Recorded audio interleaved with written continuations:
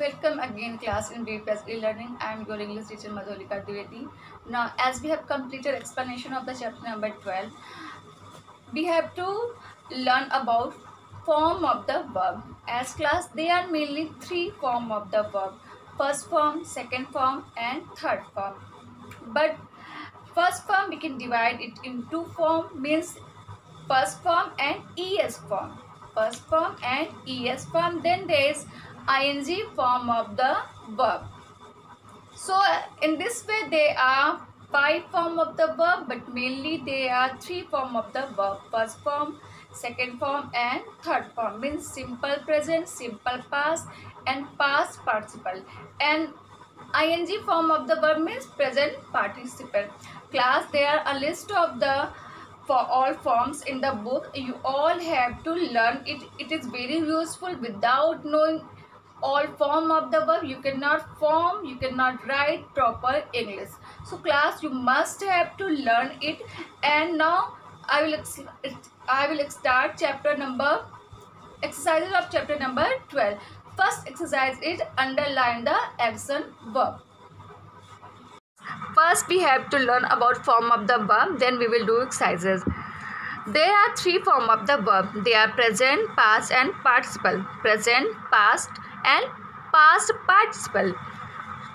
Present, talk, means when we are talking about any present thing, means present time, so we use first form, means present form of the verb.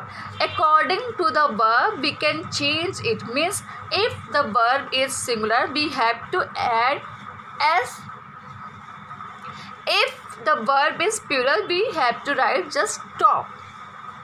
As learn, again as sing, as go. With go we have to add es if noun is in singular form, means she, hai, he and any name of the any person, means single person, then we have to add s or es. As the rule as we use in forming singular and plural, same rules we follow in forming s or es form of the verb. When we are forming any simple present tense and the subject is singular. Singular means one person or one thing. Okay class, then past form means whenever we are talking about simple past tense, simple past means the thing which happened in the past, we have to use past form of the verb. This is the second form. Then past participle means these form you use when we write perfect tense, present perfect tense or past perfect tense or future perfect tense. When we write past perfect tense we use was, verb, we use has, have in present and had in past and will have and shall have for future. But these forms remain same. If we are talking about future we will use shall have, will have. If we are talking about past we have to use had, and if we are talking about present we have to use have or has. So class, these are the list of some verb, all forms of the verb you must have to learn. And there are again one more form of the verb, that is ing form of the verb, that we call present participle form of the verb, means talking,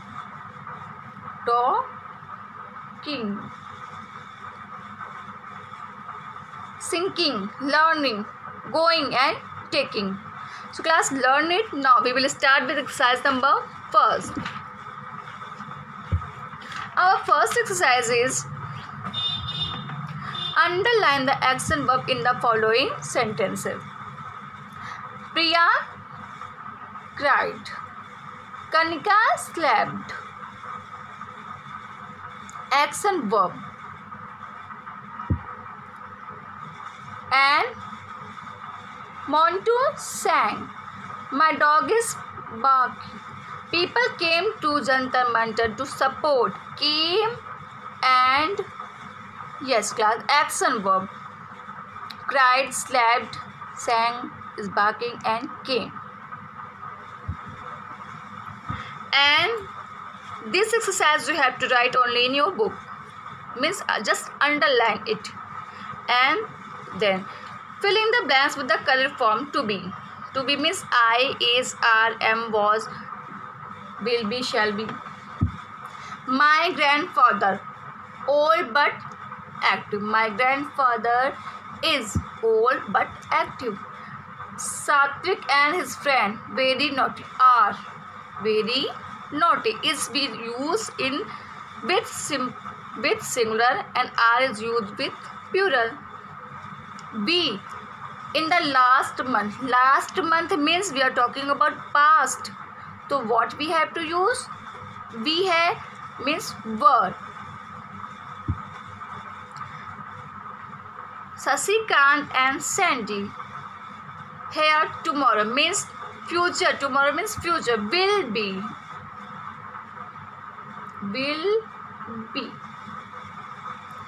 I not in the party yesterday. Yesterday means past. I was not in the party yesterday. So this is enough for today class. In next video means tomorrow we will start doing the rest exercises of the chapter.